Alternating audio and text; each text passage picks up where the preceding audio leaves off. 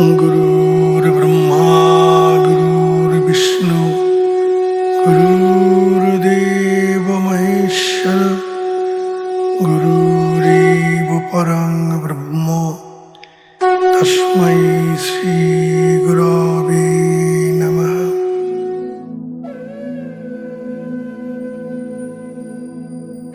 परम করুণাময় গুরুদেবের নামে বেদান্ত পাঠশালার পাঠ শুরু করছি। আজ জ্ঞান সংকলনীতন্ত্র নামক গ্রন্থ থেকে পাঠ করে শোনাচ্ছি। অন্তিম পর্ব। সা মায়া পালনী শক্তি সৃষ্টি সংহারকারিণী অবিদ্যা মোহিনী যা সা শব্দরূপা যশস্বিনী।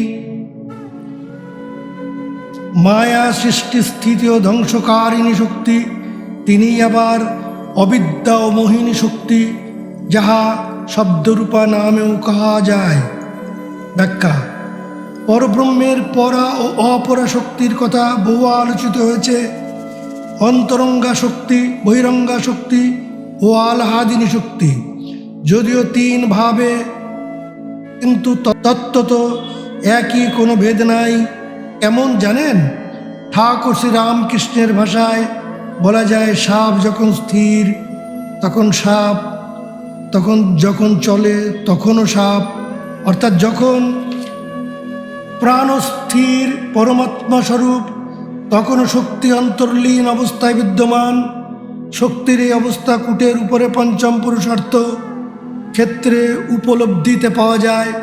বহিরাঙ্গ শক্তি কূটের নিচে নেমে তিন গুণের দ্বারা মোহ মায়া বিস্তার করে জীবকে স্বরূপ বা স্বভাব থেকে বিচ্যুত করে জগৎ সৃষ্টি স্থিতি ও লয় করছেন। যথা কুব্জিকাতন্ত্রে ব্রাহ্মণী কুরুতে সৃষ্টি ন তু ব্রহ্মা কদাচন অতএব মহেশানী ব্রহ্মা প্রেত ন সংশয় ইত্যাদি। অর্থাৎ ব্রাহ্মণী আশ্রয় করেছেন ব্রহ্মাকে, বৈষ্ণবী আশ্রয় করেছেন বিষ্ণুকে, রুদ্রাণী আশ্রয় করেছেন রুদ্রকে। তিন গুণেই জগৎ। এই জগৎ অবিদ্যা মোহ ও মায়া প্রসূত। বহিরঙ্গা শক্তি অপরাশক্তি ও অন্তরঙ্গা শক্তি পরাশক্তি। আরও এক শক্তির উল্লেখ পাওয়া যায়, আহ্লাদিনী শক্তি। তিন শক্তি নিত্যা, একই স্বরূপ, তিনভাবে তিন কার্যের জন্য নির্দিষ্ট হয়েছে।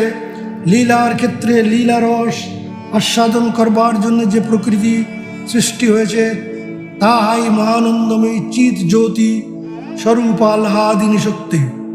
আনন্দের স্বরূপ বোঝানো যায় না, সম্পূর্ণভাবে নিজ নিজ উপলব্ধিগম্য। একটা বাল্ব ঘরে আছে, সুইচ অন করলেন, জ্বলে উঠল, তার থেকে আলো ঠিকরে পড়ছে, এই জ্যোতি আহ্লাদিনী শক্তি। ভগবানের অঙ্গ জ্যোতি। কোথাও কোনো ফ্যান লাইট হিটার চলছে না, কিন্তু বিদ্যুৎ প্রবাহ বর্তমান। অন্তরঙ্গা শক্তি স্তরই চলছে, হিটার জ্বলছে, ফ্যান ঘুরছে। বহিরঙ্গা শক্তি কিন্তু মূল কি? বিদ্যুৎ প্রবাহ। এর কিন্তু কোনো ব্যতিক্রম হচ্ছে না। মহাপুরুষ বাক্য নারায়ণ নারায়ণী সেজে কূটের নিচে কাজ করছেন। কাজ হয়ে গেলে সাজ পাল্টে আবার নারায়ণ। মায়া উপাস্য হতে পারেন না। মায়াতে উপস্থিত যে চৈতন্য শক্তি, তাই সকলের উপাস্য বা ধেয় বস্তু। হিমালয়ের প্রশ্নে দেবীর উত্তর: স্থূলভাবে এই মায়া দ্বারাই সমস্ত জগৎ মোহিত সম্মোহিতং দেবী সমস্তম এতৎ তং বৈ প্রসন্না ভুবি মুক্তির হেতু। শ্রী শ্রী চণ্ডিত দেবগণ বলছেন, হে মাতো, তুমি সমস্ত জগৎ তোমার মোহিনী মায়া দ্বারা মোহিত করে রেখেছ। তুমি প্রসন্ন না হলে ভবসাগর থেকে মুক্তির কোনো উপায় নাই। তুমি মুক্তির হেতুস্বরূপা। আবার গীতায় বলা হয়েছে, দৈবী হেষা গুণময়ী মম মায়া দূরত্বয়া। আমরা দৈবী মায়া তিন গুণের দ্বারা জগৎ সৃষ্টিকে আবৃত করে রেখেছে। এই মায়াকে সাধন বলে অতিক্রম করা যায় না। মামেব যে প্রপদ্যন্তে মায়ামেতাং তরন্তিতে অর্থাৎ যে একমাত্র আমারই শরণাগত ও সমর্পিত, তার মায়ার বন্ধন আমি মুক্ত করি। ঈশ্বর মায়াধীশ, জীব মায়াধীন। মায়াকে ধরেই মায়াকে অতিক্রম করতে হয়। মায়াও কাটা হবে, অজ্ঞান কাটা। মায়াধীশ ভাবটাও কাটা তবে জ্ঞান কাটা। ঠাকুরের কথা মনে পড়ে দুটো কাটাই ফেলে দিতে হবে এবং জ্ঞান ও অজ্ঞানের পারে যেতে হবে। জ্ঞান অজ্ঞানের পারে যাওয়াই নিত্য সমাধি অবস্থা। অব্যক্ত ক্ষেত্রে জ্ঞান ও অজ্ঞান কিচ্ছু নাই। এই শ্লোকে শব্দরূপ বলা হয়েছে মহাপুরুষ বাক্য, ধ্বনির অন্তর্গত জ্যোতি, জ্যোতির অন্তর্গত মন। পূর্বে আদি শব্দ ওঙ্কার সম্পর্কে আলোচনা করা হয়েছে। এখানেও শব্দরূপে বলার অর্থ হচ্ছে আদ্যাশক্তি, যা কিনা ব্রহ্মশক্তি অন্তর্লীন অবস্থায় অবস্থান করছেন, তিনি ওঙ্কার। ব্রহ্মের স্বর স্বরূপ শাস্ত্রে এরূপ বলা আছে। তাই জগন্মাতা আদ্যাশক্তি আদি শব্দ রূপঙ্কার। ধ্বনি থেকেই জ্যোতির প্রকাশ, জ্যোতি থেকেই জাত সূক্ষ্ম মন, সূক্ষ্মমণি প্রাণের স্বরূপ। স্থির প্রাণী ব্রহ্মস্বরূপ।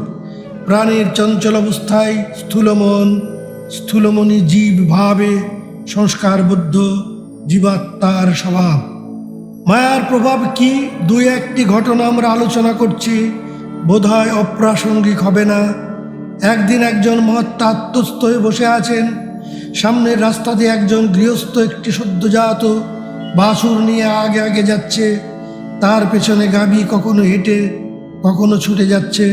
তাকে দড়ি ধরে টানতেও হচ্ছে না, আয় আয়ও বলতে হচ্ছে না। যতক্ষণ সন্তান গর্ভে থাকে ততক্ষণ মায়ের টান সামান্য বলা যায়।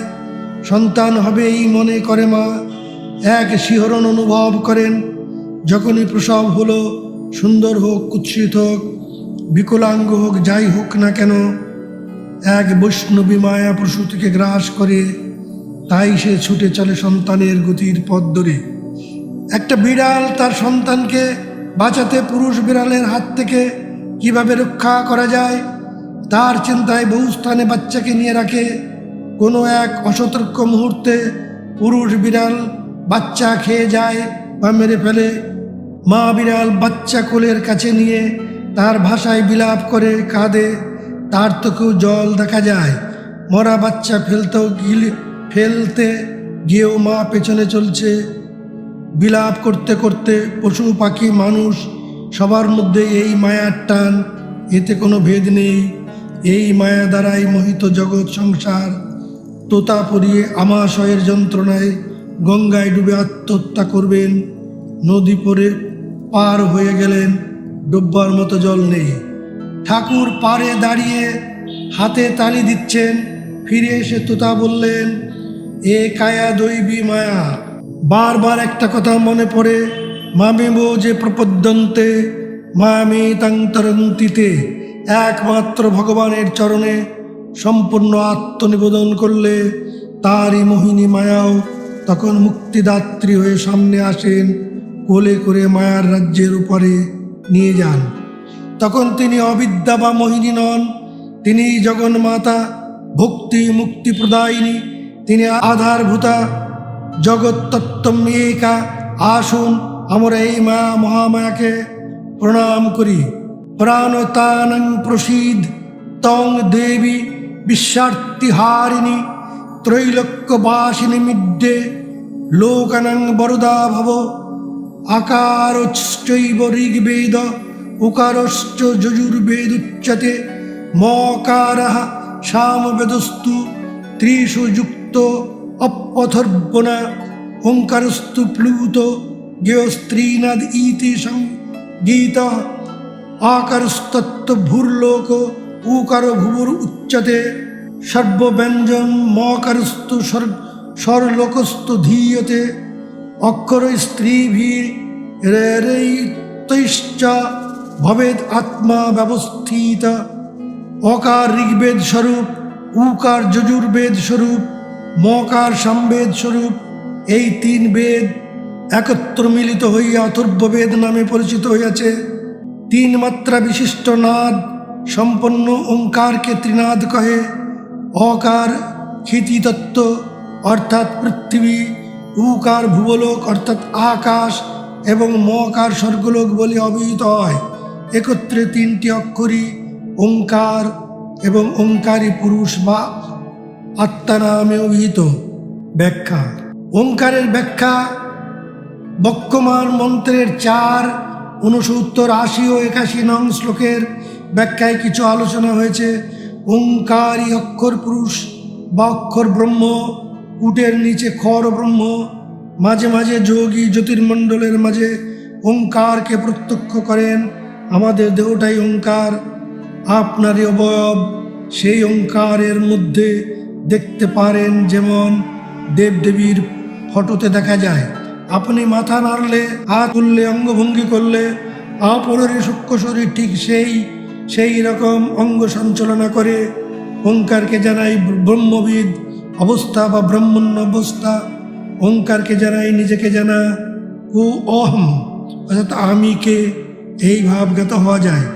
যাদের ব্রহ্ম ধ্যান করার কথা বলা হয়েছে বা ব্রহ্মমন্ত্রে যারা দীক্ষিত, তাদের নিরাকার ধ্যানের বিধি আছে। অন্যদের বেলায় যার যার ইষ্টদেব বা দেবীর সাকার মূর্তি ধ্যান হৃদপদ্মে, দ্বাদশ দল পদ্মে চিন্তা করবার বিধান গুরুগণ দিয়ে থাকেন। স্বভাবতই নিরাকার ধ্যান কেমন এই বিষয়ে সন্দেহ জাগে। যোগীর ধ্যান অবস্থা অন্যরূপ। কেমন ভাবে ভ্রুমধ্যে জ্যোতির ধ্যান করতে করতে অন্তঃসূর্য বা আত্মসূর্য উদ্ভাসিত হয়ে ওঠে। আত্মসূর্য মধ্যে ব্রহ্মের প্রথম সাকার বিগ্রহরূপ ওঙ্কারকে দেখা যায়।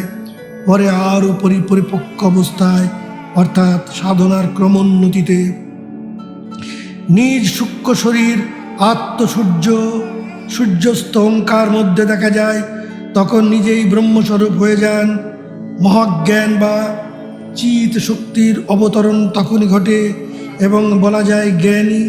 তার আগের জ্ঞানীকে বলা হয় পণ্ডিত। পণ্ডিত বা জ্ঞানীর মধ্যে যথেষ্ট ফারাক অবশ্য যোগীর বিচারে স্থিতি অনুযায়ী। যোগী এক বিশেষ পদ্ধতিতে কুটস্থ ব্রহ্ম দর্শন করেন।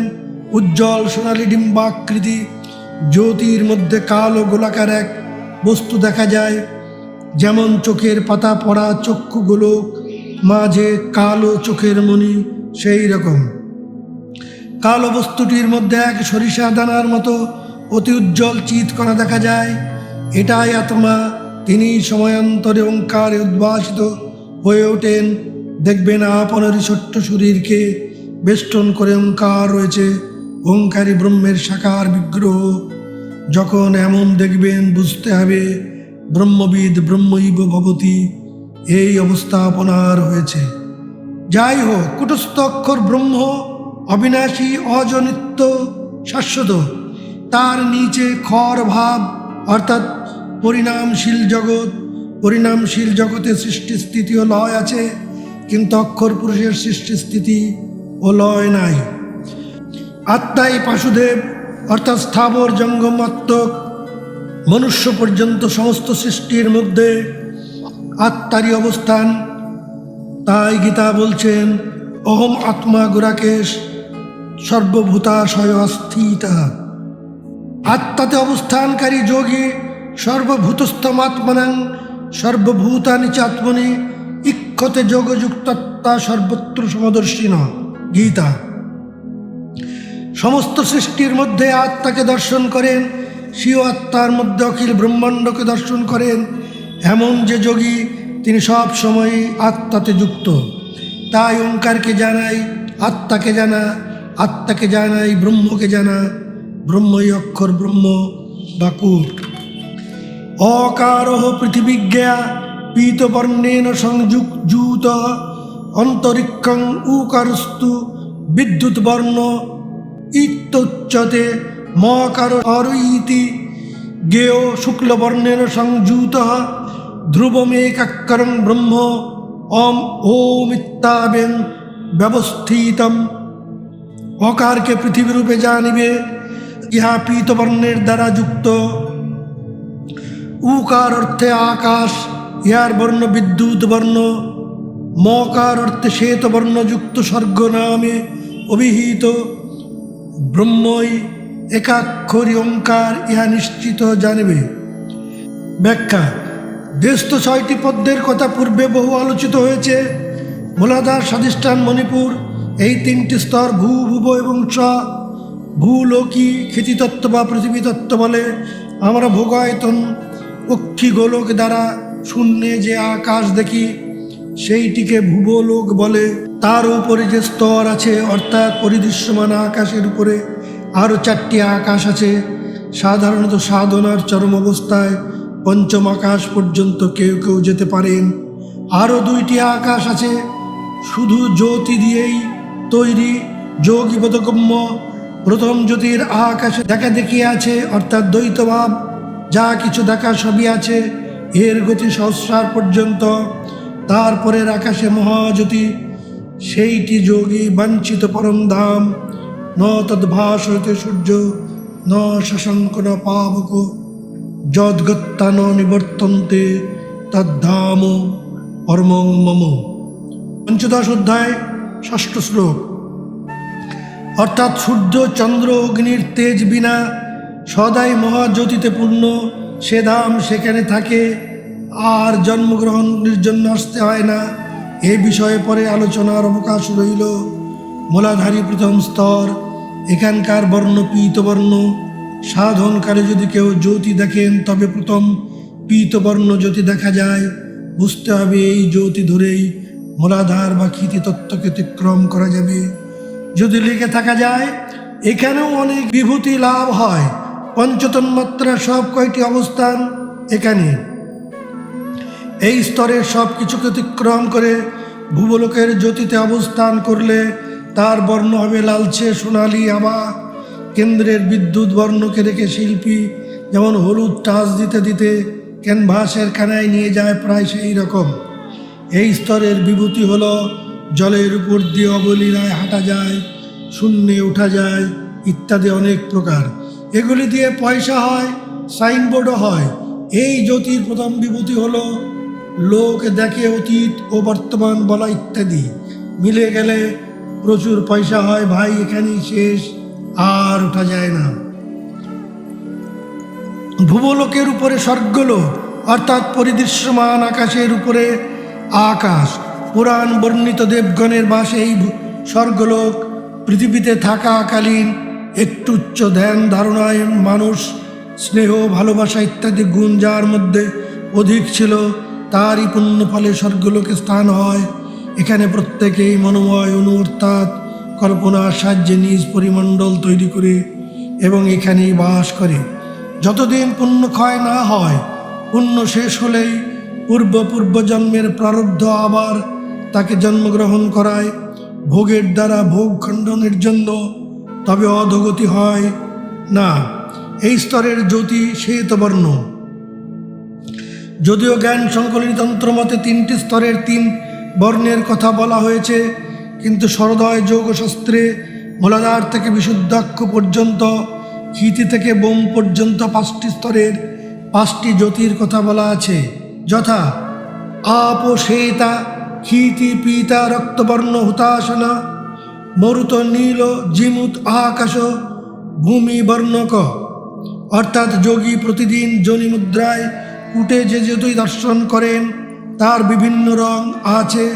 যেমন যার স্থিতি ক্ষিতিতত্ত্বে তিনি পীতবর্ণের জ্যোতি দেখিবেন। জ্যোতির রং দেখবেন, এই প্রথমেই যে বিরাট জ্যোতি আসে সেইটি পীতবর্ণ। জ্যোতির রং যদি শ্বেতবর্ণ হয় তবে বুঝবেন আপনি অব বা ভূবলোকে আছেন। রক্তিম আভাযুক্ত দর্শনে এলে বুঝবেন তেজ তত্ত্বে বা মণিপুরে অবস্থান করছেন। নীলাভ যদি দর্শন করলে বুঝবেন অনাহত পদ্মের বা হৃদয় পদ্মে মহর লোকে আছেন। আর বিন্দু বিন্দু জ্যোতিকণা দেখলে বুঝবেন আপনি বিশুদ্ধাক্ষায় বা বোম তত্ত্বে বা জনলোকে আপনার স্থিতি হয়েছে। আপনি যোনি মুদ্রা থেকে অবতরণ করলেন, চোখ বন্ধ করে আছেন, ঘরে আলো নেই অথচ এক জ্যোতি স্ফুরণ রয়ে গেছে। মনের সমস্ত চিন্তা বা চেতনাবোধ ওই জ্যোতিতে স্থির হয়ে আছে। ন কিঞ্চিত অভিচিন্তয়ে, মননের নিরালম্ব অবস্থা ভাসমান শূন্য অবস্থা, কিছুই চিন্তা না করে শুধু জ্যোতির দিকে মন রেখে দেখতে থাকুন। এটাই ক্রিয়ার পর অবস্থা। যদি এই অবস্থাকে ধরে রাখতে পারেন তবে মনের ভাসমান অবস্থা লাভ হবে, যা কিনা সাধকের লাভ করতে বহু কঠোর সাধনার দরকার। ক্রিয়াযোগে এই অবস্থা যদি সুন্দরভাবে অল্প সময়ের মধ্যেই হয়, এরপরে ষষ্ঠ স্তর বা তপলোক বা দ্বিদল পদ্মবাজ্ঞাচক্র গীতার কুটস্থ এখানে নিত্য সাধন করতে করতে যখন পঞ্চম স্তর অতিক্রম করে কূট উপস্থিত হবেন, সময়ান্তরে জ্যোতির মধ্যে ঘন কৃষ্ণ বর্ণের এক শালগ্রাম সেরা দেখা যায়, মাঝে উজ্জ্বল এক বিন্দু। এই বিন্দুর মধ্যে প্রবেশ করলে আর এক জগতে আপন উপস্থিত হবেন। এই জগতের নাম অতন্দ্রীয় ব্যক্ত জগৎ। ব্রহ্মের এই দুই ভাব, অক্ষর ভাব, দ্বিতীয় খর ভাব। খর ভাবই প্রকৃতি রূপে জগৎ চরাচর তিন গুণের দ্বারা সৃষ্টি স্থিতি ও লয় করছেন। সুতরাং খরভাব বিনাশশীল ও পরিণামী, কিন্তু অক্ষর ভাব নিত্য শাশ্বত অপরিণামী। তিনি পুরুষ রূপে বা অধ্যক্ষ রূপে বিদ্যমান। কুটস্থ অক্ষর উচ্চতে, কুটস্থই অক্ষর পুরুষ। পূর্বে যাকে শালগ্রামের মতো কৃষ্ণবর্ণ যে কটাতি কথা বলা হয়েছে তার জ্যোতি প্রকৃতি। এই পুরুষ প্রকৃতি যোগে যোগী নিত্য দর্শন করেন। এই কূট ধ্রুব অর্থাৎ সনাতন, সর্বজীবে এই কূট রূপে তিনি পরমাত্মা, অক্ষর পুরুষ বা পুরুষোত্তম। এই ঈশ্বর ব্রহ্ম যে নামে হোক না কেন তিনি বিদ্যমান। তাই ব্রহ্মের প্রথম সাকার রূপ ওম এখানে এই যোগী দেখেন, এই একাক্ষর ব্রহ্ম বলা হয়েছে। গীতায় শ্রী ভগবান বলেছেন, ও মিত্যাক্ষরং ব্রহ্ম ব্যাহরণ মা মনুষ্যারণা য প্রয়াতি তেজং দেহং স্বজাতি পরমাঙ্গতিম। অর্থাৎ ব্রহ্মের সাকার বিগ্রহ রূপ ওঙ্কারকে স্মরণ করে দেহত্যাগ করলে পরমগতি লাভ হয়, পুনর্জন্ম ন বিদ্যতে। দেবী উবাচ স্থূলস্য লক্ষণং ব্রূহি কথং মন বিলীয়তে পরমার্থঞ্চ নির্বাণং স্থূল সূক্ষ্মস্য লক্ষণম। দেবী জিজ্ঞাসা করিলেন, হে মহেশ্বর, স্থূল দেহের লক্ষণ কি কি? মন কোথায় এবং কী রূপে বিলীন হয়? স্থূল সূক্ষ্মই যে পরমার্থ নির্বাণের হেতুস্বরূপ, তাহা কৃপা করি আমাকে বলুন। শিব উবাচ যেন জ্ঞানেন হে দেবী বিদ্যতে ন চ কিলবিষি পৃথিব্যাপস্ততেজ বায়ুরাকাশম মেব চ স্থূলরূপী স্থিতয়ঞ্চ সূক্ষ্মশ্চ অন্যথা স্থিত। মহেশ্বর মহাদেবীর প্রশ্নের উত্তরে কহিলেন, হে দেবী, যে জ্ঞানের দ্বারা সমস্ত পাপ দূরীভূত হয় তাহা শ্রবণ করো। ক্ষিতি, জল, অগ্নি, বায়ু এবং বোম এই পঞ্চভূত হইতে স্থূল দেহ সৃষ্টি হইয়াছে, কিন্তু সূক্ষ্ম দেহ অন্যরূপে স্থিত। ব্যাখ্যা: মূল তন্ত্রগ্রন্থে এই তিনটি শ্লোক যথাক্রমে 108, 109 ও 110 হিসাবে বলা হয়েছে। জগন্মাতার আদেশে সামান্য পরিবর্তন করা হয়েছে। দেবীর প্রশ্নে আমরা পাই, স্থূল ও সূক্ষ্মই যে পরমার্থ নির্বাণের হেতু, তাহা কৃপা করি আমাকে বলুন। এই প্রশ্নের উত্তর পরবর্তী শ্লোকে আমরা পাই না। প্রথমে এই প্রশ্ন আমরা আলোচনা করব। আমাদের দেহকে পঞ্চভৌতিক দেহ বলা হয়েছে কারণ বহির্বিশ্বে মাটি, জল, তেজ, বায়ু ও আকাশ পঞ্চবিধ বস্তু দ্বারা এই জগৎ বা আমাদের পৃথিবী। শাস্ত্রে পাই, ত্রৈলোক্যে যানি ভূতানি তানি সর্বাণি দেহত, অর্থাৎ তিন লোকে যা কিছু বর্তমান তার সমস্তই আমাদের দেহ মধ্যে আছে। দেবতারা ওই দেহের মধ্যে বিভিন্ন পদ্মে অবস্থান করছেন। আগে আলোচনা হয়েছে যে দেবতাদের স্থূল দেহ না থাকায় তারা সাধনার উচ্চতম স্তরে যেতে পারে না। সেই হেতু অতীন্দ্রিয় জগতের অদ্বৈত তত্ত্বের সর্বোপরি নির্বাণ মুক্তির স্তরে উন্নীত হতে গেলে স্থূল দেহে সাধনা করে সূক্ষ্মদেহের স্তরে উত্তীর্ণ হওয়া একান্তই প্রয়োজন। সূক্ষ্মদেহে সাধনা হয় না, দেবতাদের স্থূলদেহ ধারণ করে পরবর্তী সাধনার কোর্স শেষ করতে হয়। এটা যোগী বোধগম্য। যদগত্যা ন নিবর্তন্তে তদ্ধামং পরমং মম। এই ধামে যেতে গেলে নির্মাণ মুক্তির হেতু স্বরূপ গীতাউক্ত যোগ সাধনার জন্য স্থূল দেহ ধারণ করে আরব্ধ কাজ শেষ করতে হয়। যোগী সাধন করতে করতে কুটে স্বীয় অবয়ব দর্শন করেন। এটা লিঙ্গ শরীর, একে অতিক্রম করতে হয়। ন মে বিদুষুরগণা, অর্থাৎ আমাকে দেবতাগণ জানতে পারে না, কিন্তু জন্ম জন্মান্তরে জ্ঞানবান মাং প্রপদ্যন্ততে। বহু বহু জন্মের পরে যদি ব্রহ্মবিদ্যা সাধনের পথে সদ্গুরুর কাছ থেকে প্রাপ্ত হওয়া যায়, তবে যে অপার্থিব পরমার্থ জ্ঞান বা ব্রহ্মজ্ঞান লাভ হয়, তদ্বারা পরম সত্যকে উপলব্ধি করা যায়। যোগী জানেন বা বোঝেন, বহু বহু সাধক যোগীর তার সাধনা শেষে করে পরম সত্য উপনীত হয়ে ডেপুটেশনে বিভিন্ন তীর্থ দেবতা রূপে অবস্থান করছেন। তাদের অপরিমেয় যোগ শক্তি এবং সাধন তেজ সেই ক্ষেত্রে বিচরণ করে। একটু ঊর্ধ্বে উঠলে এসব বোঝা যায়। বহু মহাত্মা জ্যোতির দেহ ধারণ করে যোগীর সাধন সময়ে আসেন, উপদেশ ও নির্দেশ দেন। তখন তাদের কাছে জানা যায় তারা কে কোথায় আছেন। অর্থাৎ শাস্ত্র পড়ে জানা যায় না, সাধন বলে স্বীয় বোধরূপম। যোগী বলেন, মৃত্যু সময়ে বহু বহু চিন্তা মনে ভিড় করে আসে। এই চিন্তনের মধ্যেই যেটি প্রধান, তার আকর্ষণেই দেহত্যাগ হয়। কিন্তু যদি কূট দর্শন করে দেহত্যাগ করে যাওয়া যায়, তবে কেমন হয় জানেন? একটা ম্যাগনেটিক পাওয়ার এর হাসকা টানে দিয়ে কূটের উপরে নিয়ে যায়, আর জন্ম হয় না। কূটে রয়েছে আমাদের সূক্ষ্ম শরীর, আত্মা রূপান্তরিত দেহ, তাই ভগবতী তনু। এটাকেই হাসকা টানে তার কাছে তিনিই নিয়ে যান। একেই সজ্ঞানে সাধনোচিত ধামে প্রয়াণ বলে পঞ্চভৌত দেহ এখানেই পড়ে থাকে এবং পুড়িয়ে দেওয়া হয়। তাই প্রথমে স্থূল পরে সূক্ষ্ম দেহই নির্বাণ মুক্তির হেতুস্বরূপ। কথং মন বিলিয়তে 14 শ্লোকের ব্যাখ্যা দেখুন। যে জ্ঞানের দ্বারা মৃত্যুর পারে যাওয়া যায়, যে জ্ঞানের দ্বারা পরম সত্য উপনীত হওয়া যায়, যে জ্ঞানের দ্বারা ওম তৎসতের সন্ধান পাওয়া যায়, তাই ব্রহ্মজ্ঞান।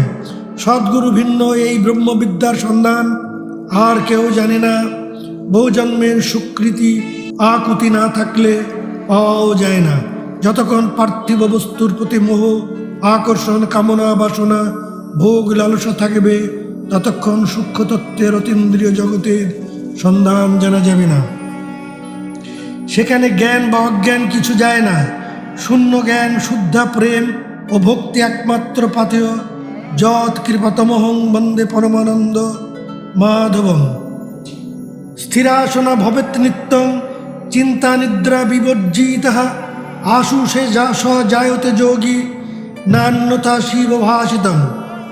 প্রতিদিন স্থিরভাবে আসনে বসিয়া চিন্তা ও নিদ্রা বিবর্জিত অবস্থায় আসীন ব্যক্তি যোগী হতে পারেন, ইহাতে কোনো সন্দেহ নাই। স্বয়ং মহেশ্বর এই কথা ব্যক্ত করিয়াছেন। ব্যাখ্যা: আসন ও যোগ সাধনা সম্পর্কে গীতায় 6ষ্ঠ অধ্যায়ের 11, 12, 13 শ্লোকে শ্রী ভগবান মুখে কয়েকটি উপদেশ দিয়েছেন। পবিত্র স্থানে স্বীয় আসন প্রতিষ্ঠা করবে। আসন যেন খুব উঁচু বা নিচু না হয়। প্রথমে কুশাসন, তার উপরে চর্মাসন, হরিণ বা ব্যাঘ্র, তার উপরে চেলির কাপড়ে ঘর্ষণ দ্বারা তাপ সৃষ্টি হয়। সেই আসনে মন ও ইন্দ্রিয়াদি সংযত করে একাগ্র চিত্তে উপবেশন করবে। শির দ্বারা সোজা করে দেহ, মাথা, বুক এক এবং অর্থাৎ কোমর থেকে মাথা পর্যন্ত এক সরল রেখায় রাখবে। অচঞ্চল স্থির হয়ে বসবে। দৃষ্টি থাকবে নাসিকাগ্রে, নাকের ডগায়। দৃষ্টি রাখলে টেরা বা রেটিনা খারাপ হতে পারে। এখানে অগ্রে অর্থে ভ্রু মাঝে চোখ বন্ধ করে দৃষ্টি রাখতে হবে এবং বিন্দুর ধ্যান করতে হবে। দৃষ্টি স্থাপন করতে হবে। তার সাথে অপানে জুভূতি প্রাণং, প্রাণ ও অপান তথা পরে এইভাবে প্রাণায়াম সাধন করতে করতে যথা দীপ নিত্যবাতস্থ এক নিবাত নিষ্কম্প প্রদীপ শিখার মতো আত্মজ্যোতি দর্শন করবে। সাধক নিত্য সর্ব কাজে যুক্ত হারা বিহারস্য যুক্ত চেষ্টুষু কর্মসু, আর বিহার জাগতিক সমস্ত কর্মের মধ্যে থেকেও আত্মাতে যুক্ত অবস্থান করবেন। প্রকৃত এই অবস্থা লাভ হলে জাগতিক কোনো বন্ধন যোগীর কাছে বন্ধনের কারণ হয় না। এই অবস্থায় ব্রহ্মচারী অবস্থা, আসনে অবস্থান করায় নিত্যানন্দ, শান্ত ধীর, সদাই সুখী। একটা কথা, বই পড়ে এই ভাব করতে যাবেন না। যদি হঠাৎ অকল্পনীয় জ্যোতি উন্মেষ হয় তবে সহ্য করতে পারবেন না, দেহত্যাগ হয়ে যাবে। সদ্গুরুর আশ্রয় না নিয়ে গীতার 6ষ্ঠ অধ্যায়ের এই শ্লোকগুলির ক্রিয়া করবেন না। এই যোগ সাধন গোপনীয়তার সাথে রাজগুহ্য বিদ্যার মধ্যে রাজবিদ্যা অত্যন্ত পবিত্র ও আশু ফলদায়ক। সেই কারণেই মহেশ্বর বলেছেন, আশু সচায়তে যোগী ন অন্যতা। জয়ীদং পঠতে নিত্যং শৃণোতি চ দিনে দিনে সর্বপাপ বিশুদ্ধাত্মা শিবলোকং সগচ্ছতি ইতি জ্ঞান সংকলনী তন্ত্রম সমাপ্তম। যিনি এই গ্রন্থ নিত্য পাঠ করেন বা ভক্তি চিত্তে শ্রবণ করেন, তিনি সমস্ত পাপ হইতে মুক্ত ও বিশুদ্ধাত্মা হইয়া শিবলোকে গমন করেন। ইতি জ্ঞান সংকলনী তন্ত্র সমাপ্ত। জয় গুরু, জয় গুরু, জয় যোগীরাজ, জয় যোগীরাজ।